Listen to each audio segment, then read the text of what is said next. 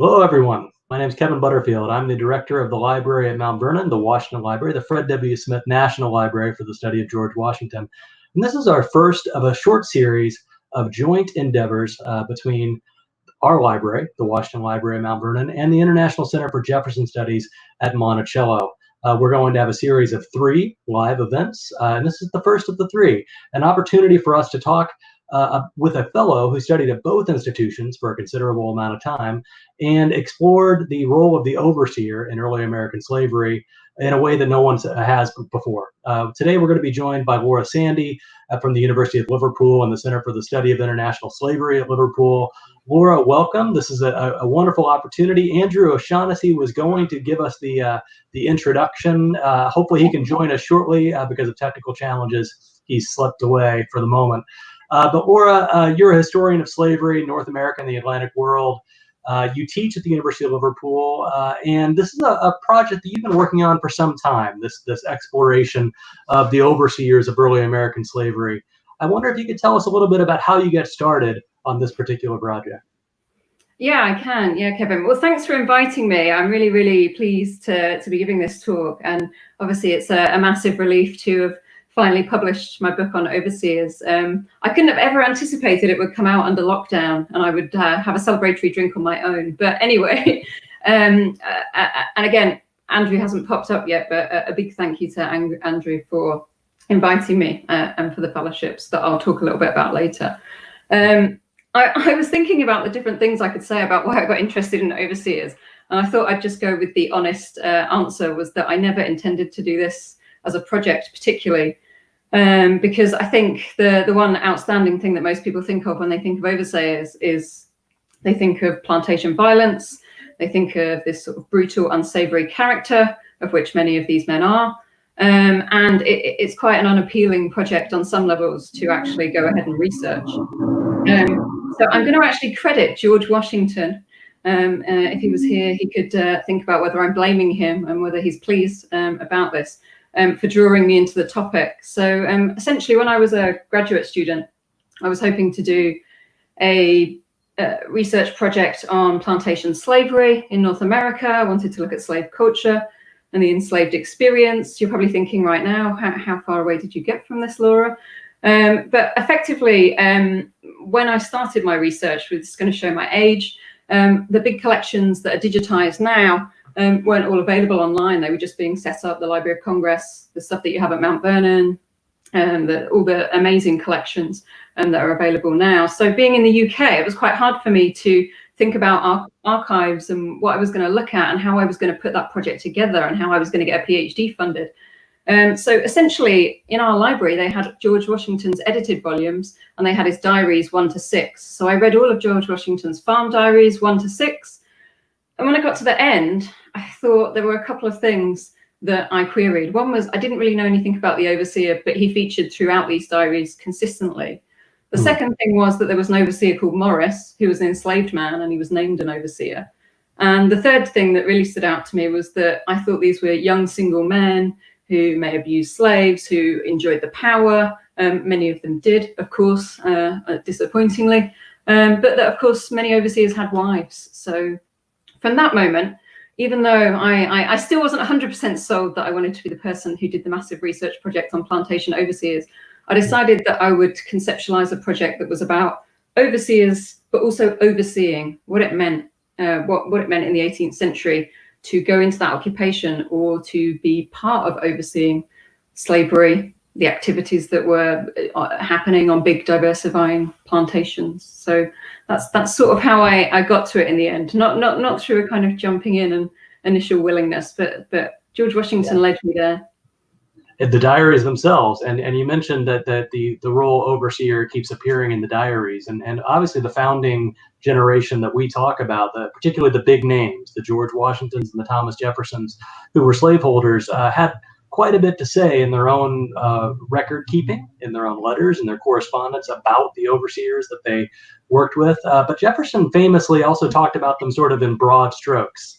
There's this moment where Jefferson's sort of categorizing the overseer as in terms of where they fall in white society in Virginia. Tell us a little bit about the Jefferson's way of describing the overseer as a class? Yeah, so again, Jefferson did me a big favor by writing this in a sense, because on the one hand, it revealed to me his incredible prejudice towards or classist behavior, and it made me think about what class was and class conflict was in the 18th century in a different way to how I'd envisaged it before. But so the quote from Jefferson is that overseers are the last and lowest, sorry, I'm reading off now, class. They're a speculum of beings called overseers, the most abject, degraded, and unprincipled race. So, I mean, that's pretty strong words from Jefferson. And in a sense, that characterizes some overseers. Many embezzled, many were criminals, many ran off, they got drunk, they didn't do what they were supposed to be doing. But to label a whole large group of people who are taking part in these big endeavors that have a lot of money invested in them, a lot of different activities going on in them, it seemed to me that that there was something more going on there. So I used that quote to think about what planters, I mean, it really helped me on a level, what planters were thinking in their minds when they were writing about non-elite peoples. And then it made me think, well, how am I going to find out anything else beyond some of these negative comments, what actually happened, what actually went on, who was involved? And so it made me think about different methods of reaching, understanding what overseeing was, who was an overseer, why were they an overseer, what did they do in their job, how did they imagine their own life, what was their future like. So I sort of started to read between the lines of the words and think about, well, if I cross-reference all these different people who are mentioned, I might suddenly find Jefferson renting his Shadwell plantation to an overseer, which seems unconscionable, bearing in mind he's labeled them as the worst scum on the planet. So so he helped me in a way to think, well, here's the base level. What else can we think about? Would others have agreed with Jefferson? Others of say other Virginia planters? Yeah, I think it's really interesting. I think a lot of planters wrote in their diaries and letters how despicable overseers were, and yet many of them are really respectful of their overseers. They reward them. They increase their salaries to retain them. They offer them land deals. They sell slaves to them.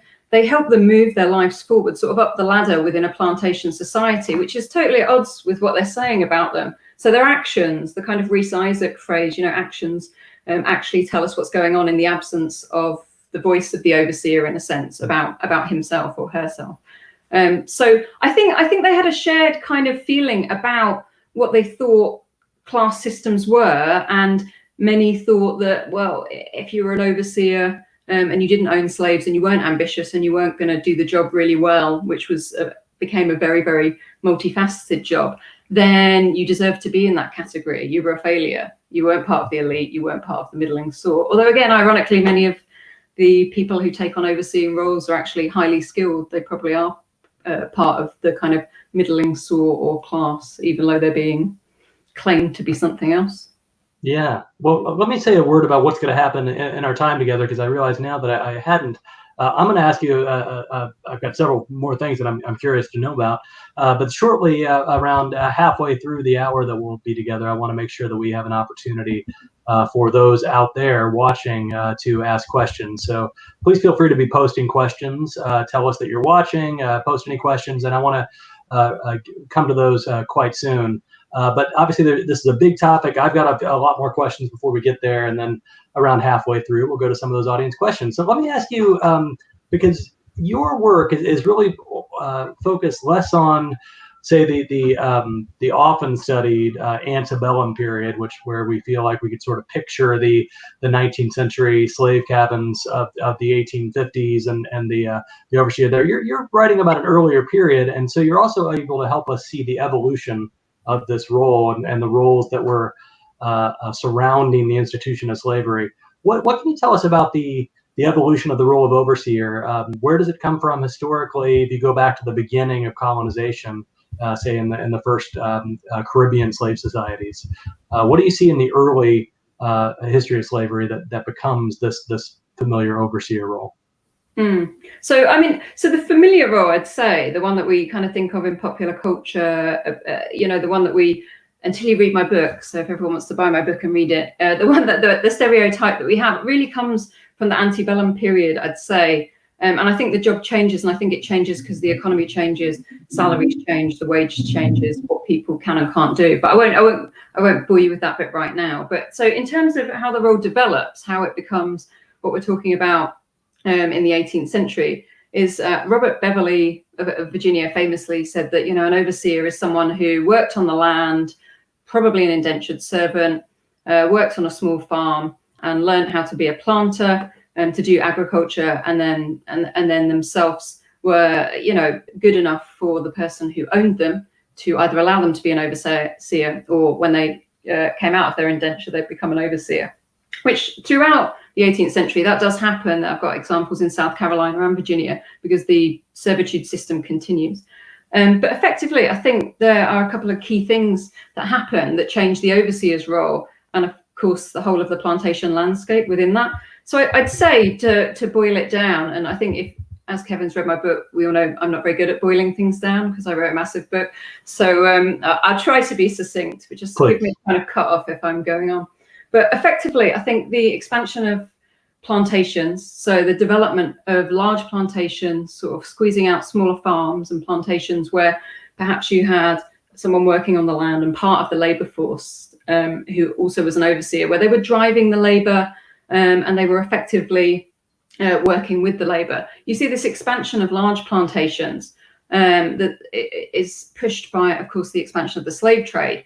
And as that expands and those sort of big plantations gobble up the land a little, some of the smaller ones survive, but the bigger ones that dominate, they become really, really multifaceted. Now, at the same time, or perhaps pushing that expansion, you have the transition from slavery to servitude. So you have the move from indentured servitude to slavery at the end of the 17th century. And you have this racialized element, of course, that we all know about in society, on plantations. And this, I think, is one of the key things that changes the position and status of the overseer.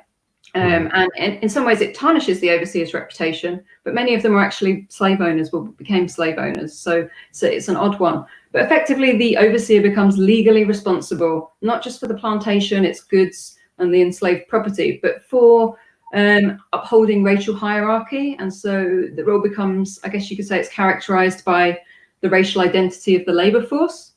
So I think that, in combination with, you know, huge numbers of enslaved people being forced to labor on plantations and the use of them in different ways. So we see agriculture change over time. So I think, you know, to me, those two key things, the expansion of the plant, what I call the plantation enterprise, that other people have called it, only associated it with, you know, the low country. I think it's happening in Virginia too. Right. Of course, Washington has this wild, overwhelming plantation. So does Jefferson. So do others. And then this transition to legalized racism, legalized racialized slavery. We need someone else there, in theory, and we can talk about whether planters then transgress the laws they make themselves a bit later. Of course, yeah, and that's something we will get to when we talk about some of the interesting individuals that you explore, some of whom are enslaved themselves and wind up taking on this role. But let's get there shortly. I want to ask you a little bit about the role of the overseer in terms of what they did. I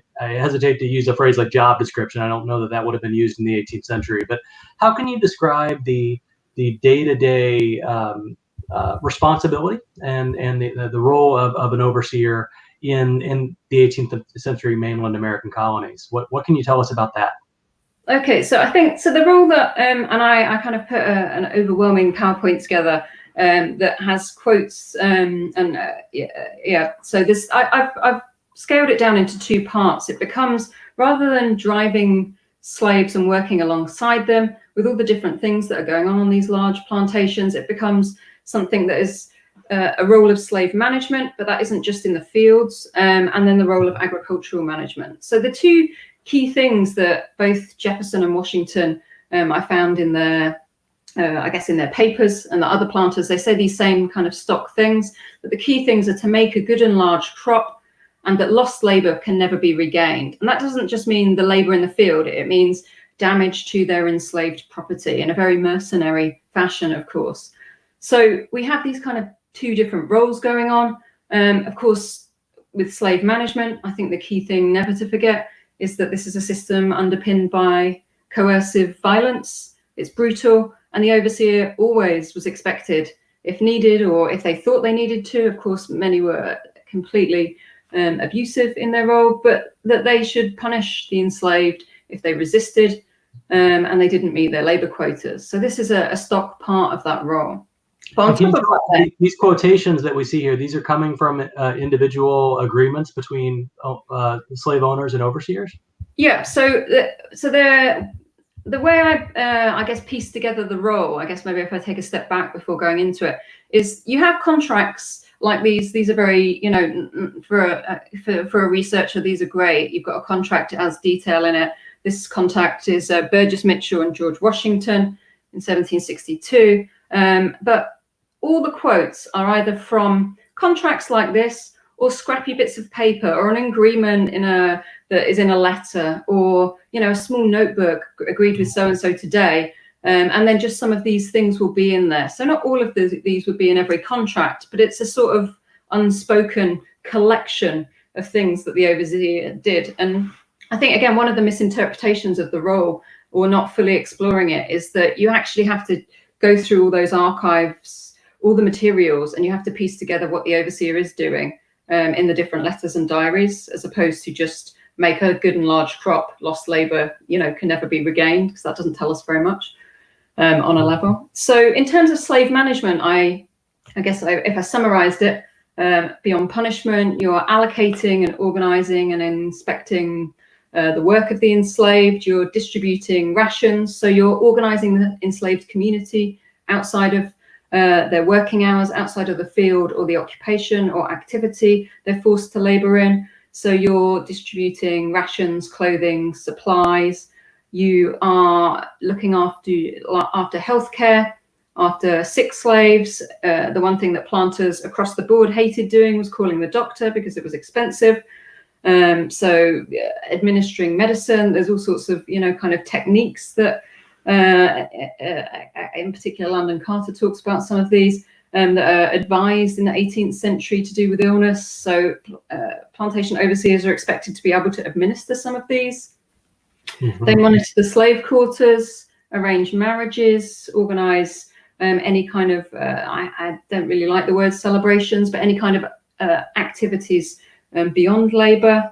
They police the physical boundaries of the plantation, recovered runaways, and sort of drove away anyone who was trespassing or who might distract the enslaved. So that's the slave management part of the job in a nutshell. It's a multifaceted role, obviously. You mentioned that there's other things that they're doing in terms of taking care of the agricultural production that don't necessarily involve labor. So tell us a little. Obviously, these things are implicated in labor as well, but tell us a little bit about the wider range of responsibilities beyond the slave management aspect you just described.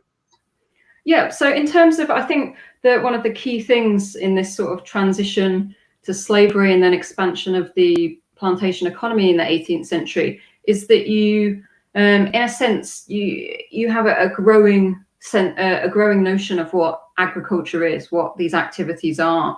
And so the overseer becomes basically a middle manager rather than a driver and a laborer. He becomes this sort of middle manager who's responsible for all of that. And often there are stewards and managers, and you have the planter sometimes there, sometimes not. But on the day-to-day, that would include, organizing labor activities, looking after livestock, procuring new tools, machinery, looking after them, having them fixed, transporting and packing the goods, making them ready for market and the crops, supervising artisans, supervising the manufacture of all sorts of other craft items on the plantation. So you've got carpenters, masons, gardeners, millers, people making nails, like one of the overseer's sons at Monticello becomes the overseer of a nail shop. It's very, very, highly thought of by Jefferson. You've got slaves working on the waterways and with the transport, so the overseer needs to be supervising those people too, and generally keeping the kind of physical, fabric of the estate, so the buildings and the fences and all the things that make up each quarter or plantation, if you want to call them small plantations, keeping those in order as well. And of course, the other thing, and many of the planters you encounter are really kind of adamant about this and get really irritated if it's not done. They want regular reports and accounts from their overseers about all the things that I've just listed, I guess. So it's an extraordinarily complex position, it sounds like. So it's surprising to me that it would have been filled by the most degraded people of Virginia society. And so I'm guessing you're already seeing that disconnect between the words of Jefferson and the role as you came to understand it through your research. Yeah, definitely. And again, it's interesting that even at one point where Washington is complaining to an overseer that he's not getting enough reports of all this stuff he's supposed to be doing, and he actually holds up, again, we'll come on to this, an enslaved overseer, and his communication of what's going on is actually the model for, good practice. Well, I think it's a good time, I think, to start diving into that story, because it's a particularly interesting one, and one that Mount Vernon provides more than one example of, and that's the enslaved overseer. Tell us about this person. Use a specific example if you want to, but just tell us about this person, how they were distinguished from white overseers, or ways in which they weren't, how it came to be, Washington's own views. Tell us about this person. Yeah, and in fact, I think this part of the project was most exciting to me. And Morris is the, I'll tell you about a couple briefly, but Morris is the person in the diaries that I encountered who was named an overseer that I thought was strange, because overseers were, there's the odd mention in the historiography, but mostly we think of drivers and foremen. But I found that there were people in Washington's records, and all the others, to be honest, who were actually doing an almost identical role as a white overseer, and often without a white overseer or manager there. So that really intrigued me at the beginning of the project and sort of drew me into all the different angles if I did go down this route. For example, Morris serves as an overseer for nearly 30 years for Washington. He dies in the position. Sadly, our last kind of note or record of Morris is his coffin being made. But Washington, I think he experimented, or was one of the first really, in the late 60s or mid to late 60s, where he started using enslaved overseers. So Morris, Will, and Davy Gray are the longest serving and most, I guess, prominent. But I think he had up to 7 enslaved overseers. And I think to find these enslaved people in that role, I had to think beyond what planters were actually writing. I mean, Washington, was actually saying they were an overseer, but lots of people weren't. They were, beating around the bush, because legally they were, supposed to have a white overseer on the plantation. But effectively, I think if you look at all the different words, again, it's sort of piecing together the different words and not what people are actually saying, and the different actions that have really brought this story to life for me. So you see them using the word manager. So Will managed this, or Davy supervised this, and they're doing all those same jobs that I just listed.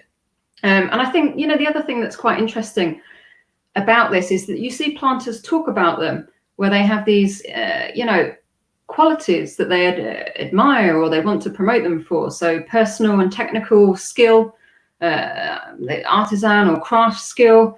But a key thing is they had the capacity to lead, and their owners commented on this. They had a work ethic.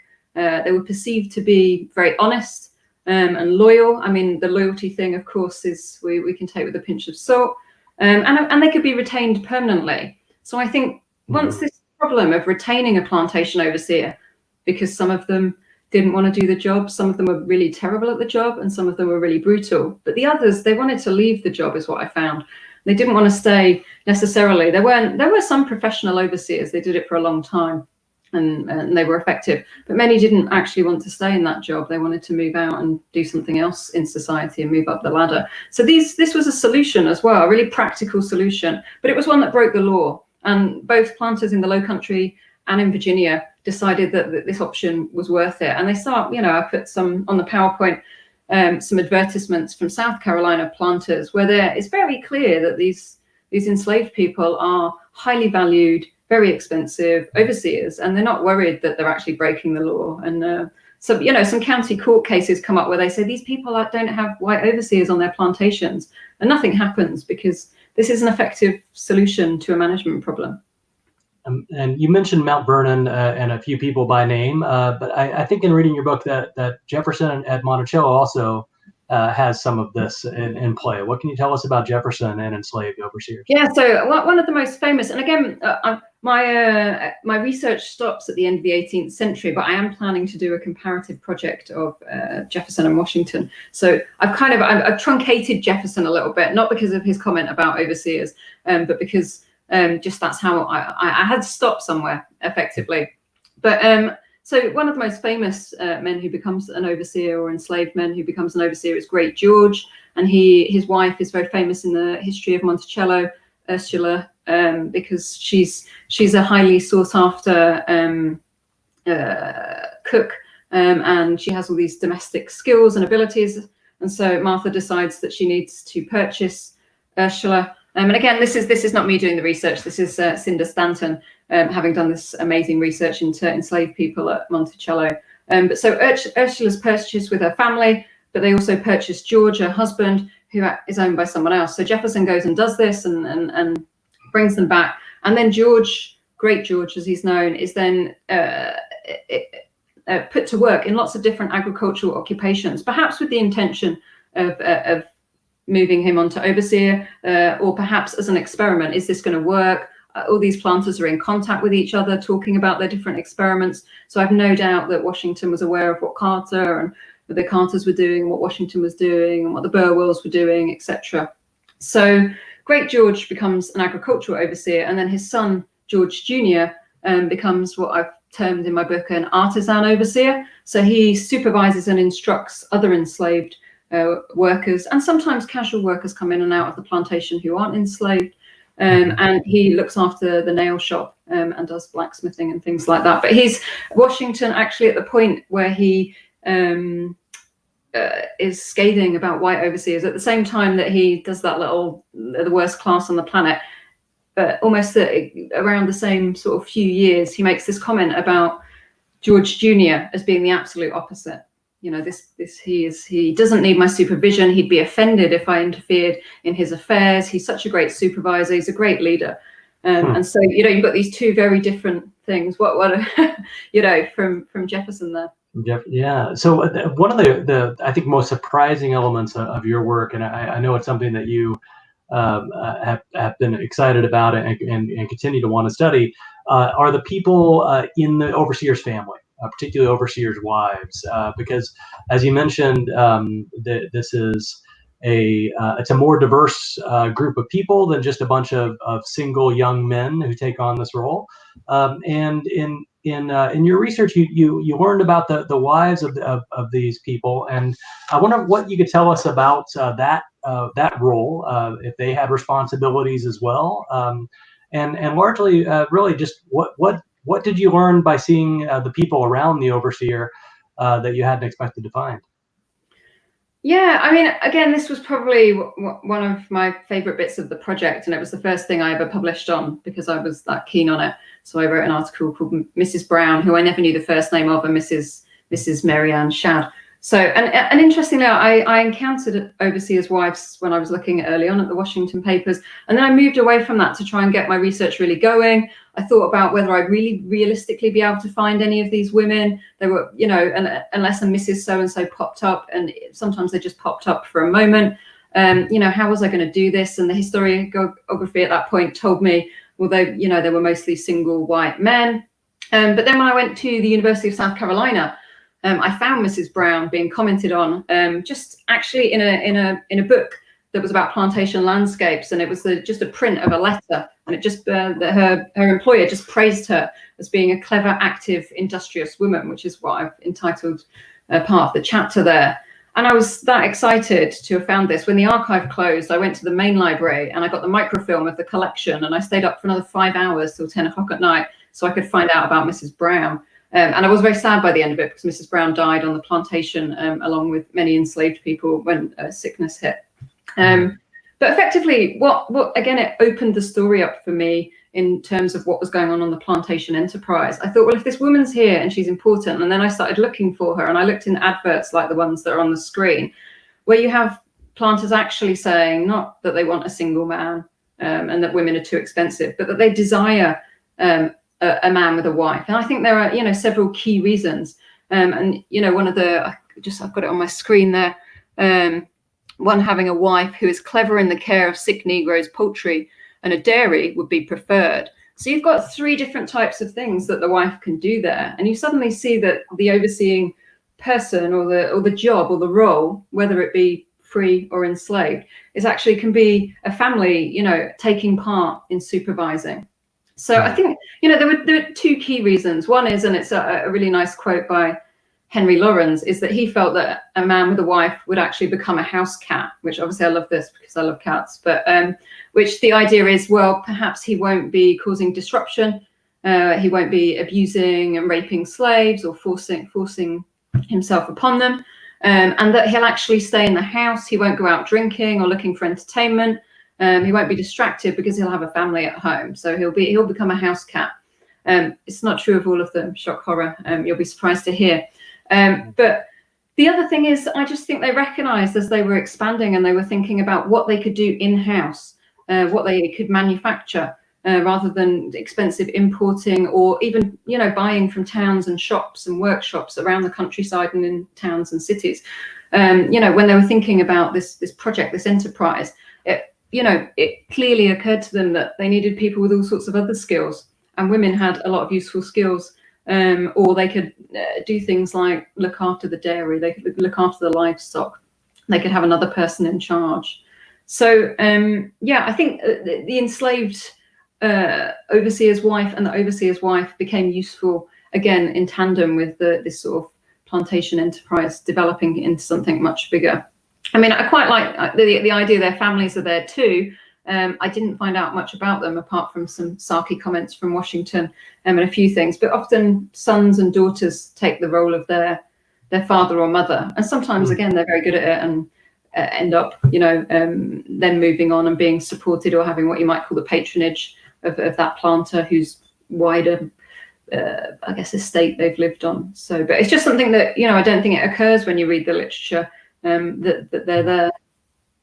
It's as we get ready to go to audience questions, I'm curious if in your research, which obviously is extraordinarily detailed and really, as you said, very thorough work in this book, and I'm curious what you were able to learn about how the enslaved people viewed the overseer. We've talked a lot about how people like Jefferson viewed the overseer, but what could you learn from the bottom up? How did they see the overseer, both white and enslaved? Did you learn anything about that?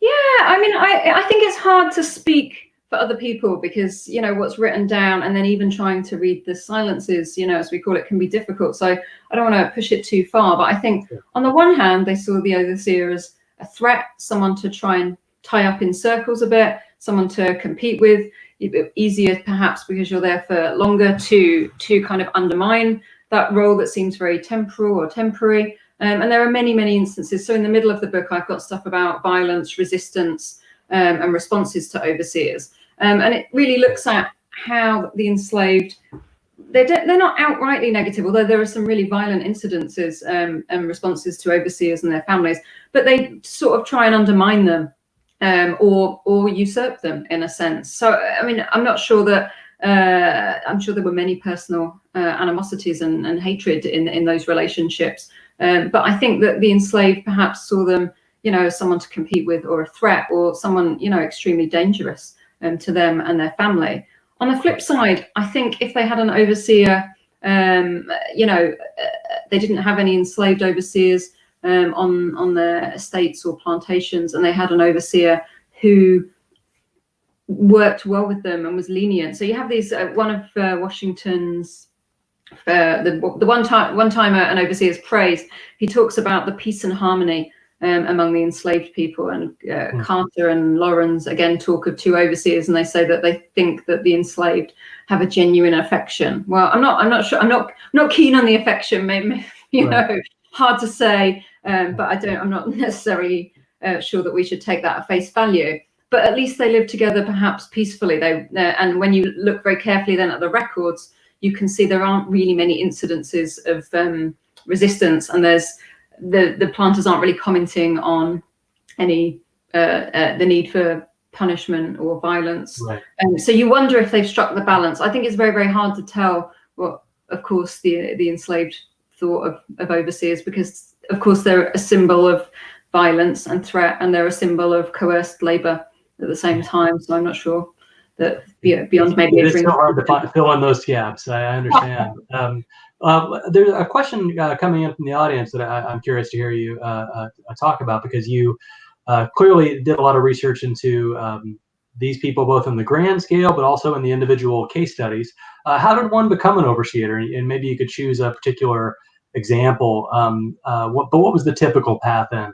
And then Cynthia also asked, what is a promotion of sorts that someone was observed, assessed in a previous job in terms of skills? Was there a way that one worked up to becoming an overseer? Well, all of those things could have a yes, probably. So I'll just try and go through them. There are different ways of becoming an overseer. It could be, as you've said there, word of mouth. It could be that you live in the locale and your own father is a small scale planter, or that you know the planter family. So it could be something that it's networking, it's a local connection. As you saw, people themselves advertised and said, I'd like to become an overseer. Often people from the Atlantic world, but other people advertise their skills as farmers, a specific type of agricultural skill, or their skills as artisans, and said, I need work, or I want to be an overseer. This to me seems like a way in, or a stepping stone to then moving on in a slave society. Some people went knocking on doors, some people sent letters, and other people were recommended. So say Washington was looking for an overseer, his peers usually knew, so they might recommend someone they'd employed or someone in their neighborhood or someone they knew. And sometimes actually people put up notices or sort of not really an advert, but something akin to that in taverns and places like that. Not that you want someone who's really drunk to become and be your overseer. It's probably the absolute opposite if you look at their contracts. Sobriety is highly sought after, but just that kind of word of mouth as well. In terms of what is a promotion of sorts, in that someone was observed? So in terms of promotion, I think you could be promoted to be overseeing a couple of properties. You could become sort of an estate steward or a manager. You were still a supervisor, but you were you were kind of I guess having more responsibility, greater salary. I guess in terms of promotion, I'm not sure how much you could be promoted within the role, but I think the role could promote your interests, and it could mean that people moved beyond overseeing into all sorts of activities and careers, or livelihoods, maybe is a better word, related to the plantation and slavery, which, as depressing as it is, was the key economy at the time, and people wanted to be involved and they wanted to set up and plant agricultural related businesses. You mentioned contracts and sobriety, right? So sort of making requirements of particular overseers as they were hiring them. We have a question coming in from the audience that asks about exactly this point. Do we see a change over time in terms of overseers' contracts? Were they more lenient, more exacting, more specific? Did they stay the same for, say, people like Washington or Jefferson? Yeah, there's a couple of things. You do have like bunches of the same sort of contract. So the ones the two that I put up were in the same time period, in the 1760s. But what you see from about the middle of the century is the ones that have remained anyway. Lots of stuff obviously has been lost, but they become much more detailed. So as the plantation expands and the activities expand, and you tack things on, and more's done here and more's done there, it's added into the contract. So you might look at a contract in 1750 and 1790 and think, oh, the guy in 1750, he didn't have so much to do. And the guy in 1790, how does he get all that done? Or how does she get all that done? There'd be the same expectation that you would be doing all the things that plantation needed. It's just, I think it became more explicit, so that in the contract, you've got something you've signed that you are supposed to be doing it, and you can't turn around and say, oh, I didn't know I was supposed to be mending the fences. Right. And again, more explicitly, overseers' wives turn up in contracts by name, and actually if they're going to be paid for what they're doing, that turns up in the contracts too as we move further along. So the contracts become more specific, but it's almost just a marker of the way that the law and the law of contracts was emerging over time too, and becoming more specific and more exacting. That's fascinating. This is outstanding. Another question is coming in about compensation. And I know you talk at length about this. There's even charts in your book that help us to understand compensation. Did the overseers receive financial compensation based on output? So based on actual productivity, a set rate? Tell us about this. Yeah, so this is probably, don't ever read this chapter if you do read my book. It's massive. It's chapter 4. So it's all about, I learned to love this chapter with a real passion. It's about crop shares and money and currency and change over time. So overseers obviously were paid for their role. And earlier on, I think to incentivize them, in particular in Virginia, but this did happen in the Low Country as well, they were given a share of the crop or the produce, and they could work alongside the enslaved. That became, I would imagine, impossible with all these different tasks as we move further along. But there are two things that happen. It's really been claimed that planters moved away from that share system that incentivized you can have a portion of the crop because it encouraged overseers to be more brutal. I'm pretty sure it did on many occasions. But I think it's more complex than that. I think, again, as these enterprises are diversifying and changing, it's very hard to pick, what you would give someone the produce of if their wife's looking after the dairy. If in Virginia, as we see, we diversify to wheat and corn as well as tobacco, I think actually paying a share of the crop becomes incredibly complicated. Now, earlier on, some overseers do really well out of this, but of course, there are lots of other problems that are uncontrollable, which is the weather, pests, all sorts of agricultural activities, or disasters rather, hurricanes, of course, which we know well of it in England, but only in the US context. We just watch and feel glad that we're in a more kind of a temperate place. But so effectively, I think this system becomes outdated, and then it almost in the 19th century means something that once you give someone a salary, you can regulate it, and you can regulate it down, and it does become more of a problem. There aren't as many avenues. So there's a period of time where people are incentivized, they're compensated for what they actually produce.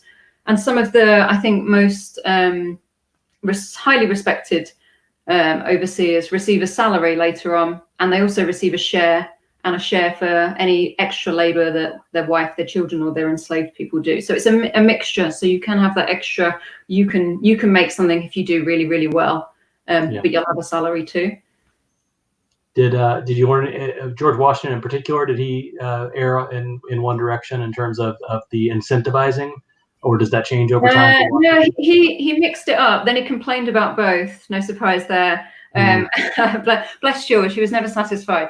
And then he moved over to paying a salary, like most did by the sort of 1780s. That they decided that was the system that they would use, and I think they had successes and failures with both. And I think the shares or the portion of the crop or the produce becomes too problematic.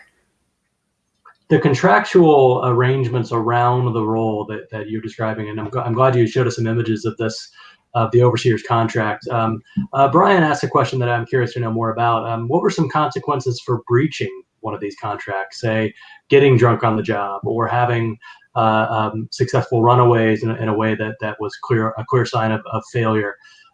Did you find anything about this? Or do these wind up in court? Do they just not get paid? What do we find out about? So I had hoped to find out more about this, and I don't know if it's a lack of evidence or I've written about it again as a sort of problem of that problem and fail-safe of the annual contract. So I don't think I ever found a contract that was more than 2 years, and that was a couple. They were all annual contracts with some that were the odd monthly or sixth monthly. And I think that in terms of getting rid of overseers, if you have an annual contract, they see out the season, right? Because I guess what we don't think about is it's very disruptive. You can't just move the overseer unless they're really, really, really terrible. To take them out during a cycle makes it quite difficult. You can't always immediately replace them. And so if they were really terrible, then they were asked to leave. They sometimes got their portion of the salary. Often, I think planters decided to pay them off for the number of months they'd done out of ease. They very rarely took them to court. More often, I found overseers took planters to court for not paying the full amount of months that they'd done. And it wasn't that many cases, but I found they were more keen on getting either their share, as we talked about, or their portion of their salary if they were forced to leave for what they felt was a made-up reason, or if they were forced to leave or they chose to leave, but the planter was, happy with that as a negotiation, I guess, but planters, I don't think it's worth their effort to go through the courts to get rid of them. And I think when they don't want them, they don't want to stay either. I don't want to get too deep into a historiography that obviously you know better than I do, and we know can be enough of a rabbit hole, but it's clearly established in the literature. Phil Morgan writes about this with two different kinds of slave societies between South Carolina and Virginia, and we've kind of talked around this a bit over the course of our hour together. What did you find in terms of this particular role in those two distinct places? Did you find similarity? Did you find difference? I found, which I didn't expect, I found a lot of parallels and similarities, and that's a key kind of theme in my book, that although very clearly, just if you drive from Virginia to South Carolina, they're very different landscapes, they're very different places, they had different agricultural systems and different activities involved in those different agricultural systems. At the same time, all the planters on the mainland are and in the Caribbean are profit maximizing. They want to make money, and that to me is the overriding joining imperative. And so I struggled to think in terms of the task and the gang system and the different things as both. I could see both diversifying and both having manufacturing shops and a lot of hardcore agricultural labor. That the overseer's job was quite similar. You might oversee more enslaved people in South Carolina, but the kind of those main things that that are on the quotes from earlier and that I sort of summarized, I think they were very similar. I think it was a similar job. I mean, I think you can't escape some of the differences between Low Country and sort of Chesapeake slavery, but I think that this shows us that actually the plantation enterprise, as Max Edelson's book is brilliant on the Low Country, is happening in Virginia. And if it's happening in Virginia, it might be laid out differently, but the motive is the same, and the broadening of activities, even if they're not exactly the same activities, is happening. And therefore you want overseers to oversee and supervise. You then realize your slaves can actually do that job too, and you realize the wives of the enslaved and the wives of the overseer can play a part in that. So that was my sort of general thought on it. But one of my colleagues told me that was instead of doing sort of nitty-gritty history, that was called lumpers history. I just lumped it all together. So I don't know what you think about that, but I think it's quite important that we understand the North American experience in that way, as well as look at the more detailed kind of different contexts. Right. There's a place for all kinds of history, at least in terms of what we're splitting. There's another question that I'm curious to know about. It does seem like there is one fundamental difference between two overseers. That's an overseer that's working with the plantation owner, watching over his or her shoulder, and those who are working remotely, that are sort of running a plantation on his or her own. I get a sense here, right? So how did the relationship between plantation owner and overseer shift when the owner was on site versus absentee? What did you learn about that difference? I mean, it's interesting because, I've written about this, the idea of this sort of the planter on site. Well, Washington was incredibly, involved in many ways. But when you go through the records, while Virginia Chesapeake planters, they're around much more. They're to me more of a semi planter in a sense. They're doing so many other things as leaders of their society, as lawmakers, as politicians, as military men. They're not always there, but they do always have surrogates. And in South Carolina, when planters aren't there, or when they live in Britain, they have surrogates too, which are other planters or the sons of planters. So you have this kind of backdrop of always being watched, is how it came across. And so whether in Virginia or whether being in South Carolina, I think you could get away if you were unscrupulous, a criminal. You could get away with more for longer in South Carolina. You could also be praised, I think, more wholeheartedly in South Carolina and rewarded more heavily because you were looking after, I guess, more independently, bigger landscapes, bigger enslaved populations. There's more fear after Stono, the Stono Rebellion. Yeah. But the entire time I got the sense that if the planter was interfering, whether it be physically or by this constant, or what overseers felt was constant, harassment via letter or neighbors or stewards or managers, that it just caused a large friction. Because I think the ones who actually were professional, good at their job, So even the most violent men, who were unfortunately good at their jobs, were respected by Washington and Jefferson. Gabriel Lilly, and even if they're criticized, I think they really resented interference. Now, having the planter on site to interfere more intimately, I think, can be a good or a bad thing for the enslaved. It can be good if it goes in your favor. It can be bad if it doesn't. And I think not having the overseer on site and having the people who are watching, the people who are watching for the absentee planter in South Carolina, not having them as close can be a problem. It can mean abuses of the enslaved as well as the plantation itself, and its stock can go on for longer. But there was, again, a general similarity, and I think it's the role and the status and the position and what that person's doing and who they're responsible to, and how responsible they are for someone who's, sort of a lowly pestilence, in a sense. So, yeah. Well, there's another key point that we've already talked about that I didn't actually plumb this deeply into, and that's the enslaved overseers. Jessica asked a question that I am now very eager to hear your response. Was there a difference in how the enslaved people responded to white and enslaved overseers? Were you able to find anything in the historical record that could show an enslaved overseer having a different relationship with those people he was overseeing?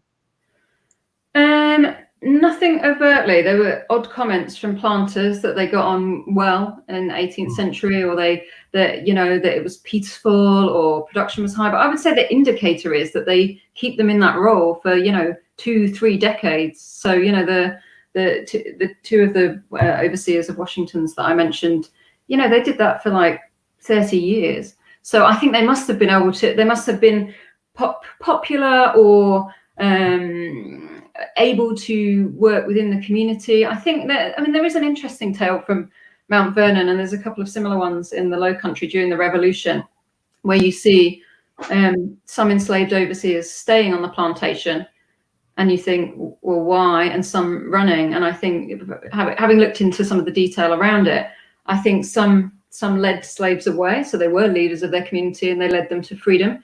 And they had the authority. And I think others, depending on where you were located and where the British were, and if you were near the British landing outside Mount Vernon, were protecting their communities. And again, that would signify, if people didn't just run or less people ran or escaped from those plantations, that person did have some authority and in many ways respect. It's an extraordinarily violent relationship, though, fundamentally, as you described, in just about every way. And Geraldine asked a question that I think you can help flesh out for us. Were overseers punished for brutality, both at law and by the plantation owner? What were you able to learn in the record about that? They weren't really often punished in the law unless a slave was considered to be murdered. And the issue there, in a very mercenary sense, was, money, I guess. I'm going to punish you because that was my property, which is the sad thing about that. Much of what goes on the plantation, claimed to be plantation justice or injustice, if we want to call it that. It doesn't really reach the law courts that often, unless it has something to do with the material or financial side of slavery, to do with owners and overseers. In terms of punishment, they're not actually punished, or you could say they were punished if you want to see it in that remit. They're fired if they're too brutal, but they're not. We'd like to think that they're fired for being violent and brutal, but if they get results, they're often tolerated for a period of time.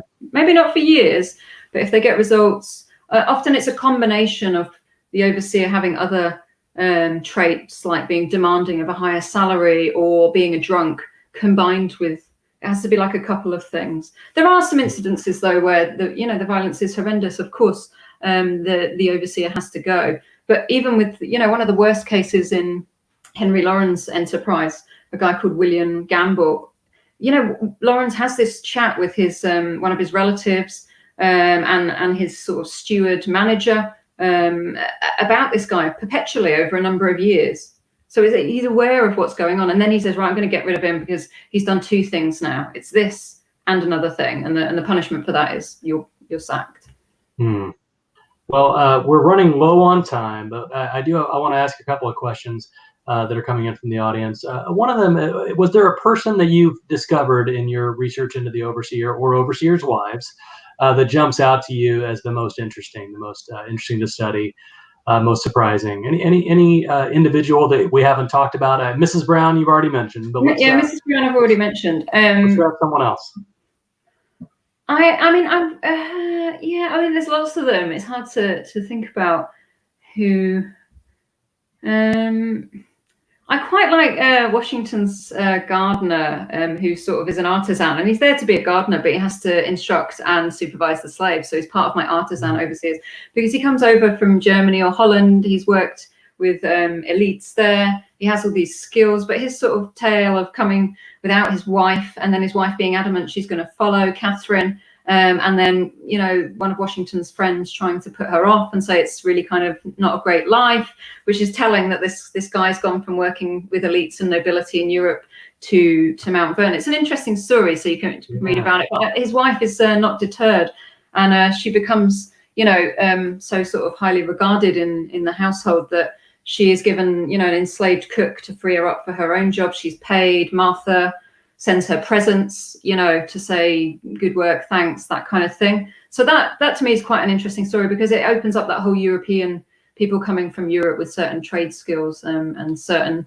things that are desirable to planters who are constantly talking to their peers in the Caribbean and in Europe, of course.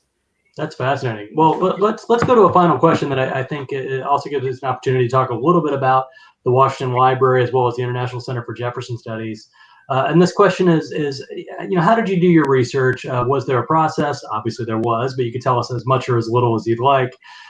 Did you work with anyone to find some of the stories presented in the book? Were you able to tap into the expertise at Mount Vernon and Monticello, for instance, to help you flesh out some of these details? Yeah, I'll answer that last bit first because I want to have a really, really big thank you for Mary Thompson's help because she is amazing. She's written a great book about George Washington, which came out last year, and she has a chapter on overseers, and I had one of the most fruitful and exciting, in a geeky history way, afternoons, many afternoons after that, in Mary's office downstairs in Mount Vernon, where she was hidden behind loads of books, and we just really had these really lengthy chats. And we hope to do, or I hope she still wants to do it, we're hoping to do a bigger expansion of the overseers' wives, single women, non-elite women bit of the project, looking at Mount Vernon and Monticello together. So and the work of Cinder Stanton, of course, you know, it's been brilliant. And earlier in my career, so when I was a little bit younger, I met her and we had a really good chat. And so, you know, those were invaluable to me, and obviously really, really interesting. And of course, the work of, you know, Annette Gordon-Reed, you know, it opened up the field. So, yeah. Outstanding. Well, we see some examples of some of the work you're citing there in these book covers, as well as on the right, Mary Thompson's marvelous book on Washington and the enslaved community at Mount Vernon. This is absolutely wonderful. I want to thank you for doing this with us, Laura. But before we go, I do want you to say a brief word for anyone whenever we're able to travel again, if they were to find their way to Liverpool. Tell us about the institution that you are a part of there, involved in the history of slavery. Tell us a little bit about that project. Okay, yeah. So, and again, this sort of lends to some of the work that I've done with Monticello in the last year, and the amazing Getting Word project with Gail Jessup-White and Nia Bates and Andrew Davenport. Again, a big shout out to those guys for teaching me a lot I didn't know. But so I work at the University of Liverpool, and I'm also the co-director of the Centre for the Study of International Slavery, which looks at historical slavery, but also contemporary slavery. It does all slavery, modern slavery. And this came about, the centre came about in 2006, as we were about to commemorate in 2007 the abolition of the slave trade. Liverpool, for people who don't know, had the largest number of slave trading voyages of any European city going to the Americas. So about 5,000 slave ships, estimated 36,000 journeys. So you can look at the slave trading voyages database and see Liverpool there prominently. And so that was about 1.3 million enslaved Africans across the Atlantic in ships that started their journey in Liverpool. Actually, as an aside, I found an enslaved overseer on a Virginia plantation called Liverpool. but I couldn't trace beyond that. So, but to commemorate and memorialize the work that had been done on the slave trade and the experiences, the lives of those who'd been enslaved, the city of Liverpool decided to set up the world's first international slavery museum for 2007. And as part of that, the University of Liverpool set up a collaborative research centre, the CSIS, Centre for the Study of International Slavery, and so that we could not just commemorate, but we could continue to educate and work together and do research. So one of our proudest moments or biggest projects recently was that with the Monticello group and Andrew, of course, Andrew O'Shaughnessy and Erica Williams, we put together an international conference to commemorate Eric Williams, President of Trinidad and Tobago and great historian, and to talk about work on capitalism and slavery. And again, we had the Getting Word team coming and talking about their Enslaved Descendants Oral History Project as a public event, so people from all around the city could come, as well as academics, which was brilliant. And I guess recently, if I'm sort of thinking about the work that we're moving forward to do, because as I said, it's not just a historical research centre, we look at contemporary slavery too, is that we're being joined by the UK's independent anti-slavery commissioner, Dame Sarah Thornton, who joined this month as an honorary professor, and we're going to be working together on modern slavery projects and modern slavery exhibits as part of the museum's development.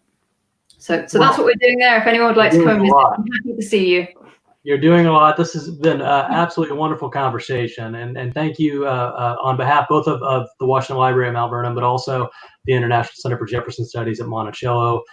Sadly, Andrew O'Shaughnessy has still had technical difficulties and can't pop in to thank you in person, but I'm sure he'll thank you shortly. This has been a great conversation. I've learned a lot, and thank you for writing the book, The Overseers of Early American Slavery. I look forward to talking to you again, Laura. Thanks so much. Great. And can I just say thank you to everyone out there. To you guys for putting it together, and to James and Whitney at Mount Vernon and Monticello for their hard work and for their help with all the technicalities of these things. So big thanks to them as well. I'm so glad we brought it all together, brought you in from across the Atlantic to be a part of this, and that did take some technical know-how. So thank you, everyone. Well, hopefully I'll be with you in real life next year. Fingers crossed. That's right. Well, we'll see you soon, and thank you, everyone. Take care and have a great day. Good evening. Bye. Bye.